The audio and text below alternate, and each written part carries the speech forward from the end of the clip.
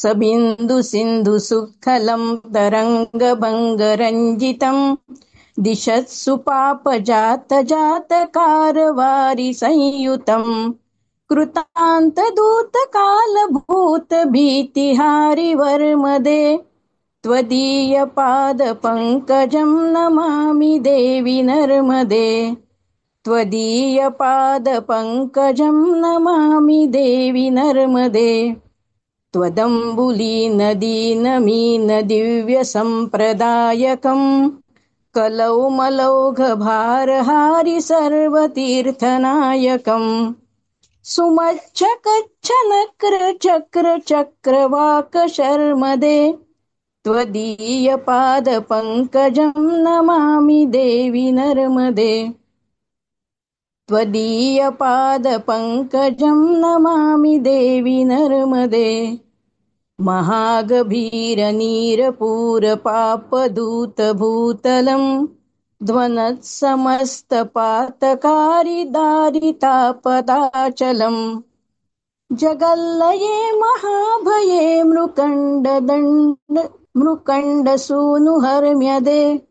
त्वदीयपादपङ्कजं नमामि देवि नर्मदे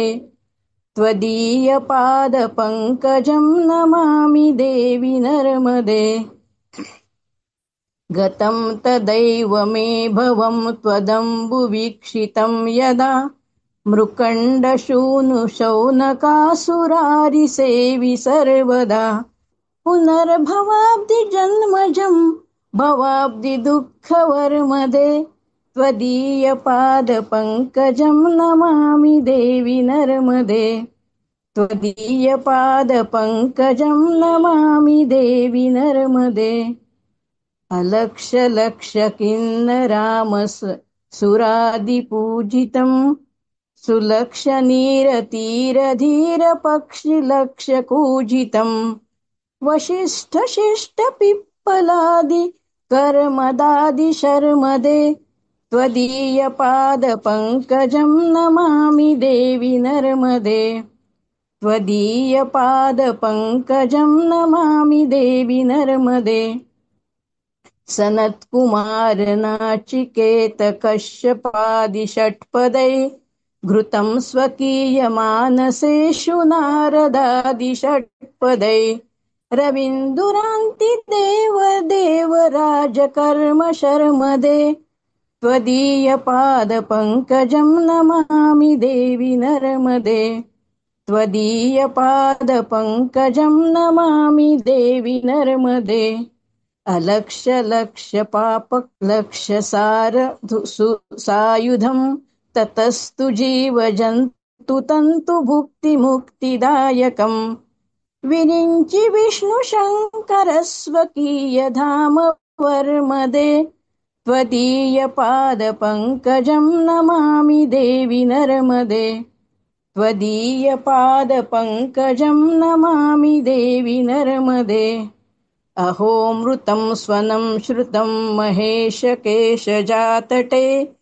किरातसूतवाडवेषु पण्डिते शठे नटे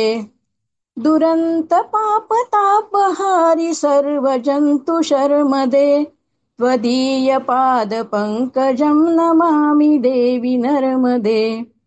त्वदीयपादपङ्कजं नमामि देवि नर्मदे इदं तु नर्मदाष्टकं त्रिकालमेव ये सदा पठन्ति ते निरन्तरं न यान्ति दुर्गतिं कदा सुलभ्यदेहदुर्लभं महेशधाम गौरवं पुनर्भवा नरा नयैव लोकयान्ति रौरवं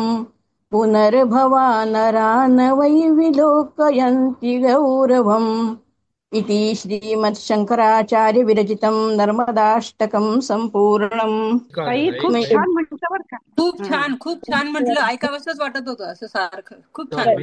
सिंधु सुखदं तरंगबिंगरंजितम् आहे.